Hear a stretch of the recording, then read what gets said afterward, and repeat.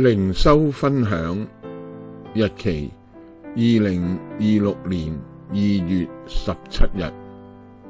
經文馬太福音14章13至21節。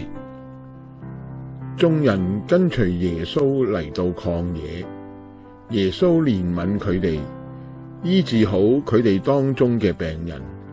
到咗晚上，耶穌吩咐門徒俾佢哋吃，門徒就拿5個餅同埋2條魚。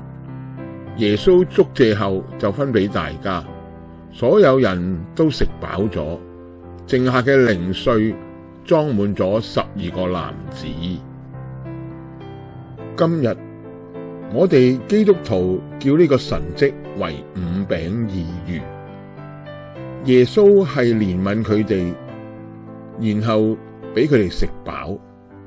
確實，耶穌所行嘅神蹟都係為咗憐憫人，而唔係用嚟耀武揚威。縱然我哋基督徒絕大多數都冇行神蹟嘅恩賜，但係我哋卻係要使用上帝賜俾我哋嘅恩賜去憐憫他人，服侍他人。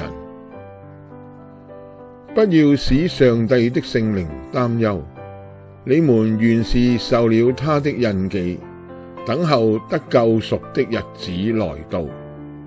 一切苦毒、憤怒、惱恨、喧鬧、毀謗和一切的惡毒都要從你們中間除掉，要仁慈相待，存憐憫的心，彼此饒恕，正如上帝在基督裏饒恕了你們一樣。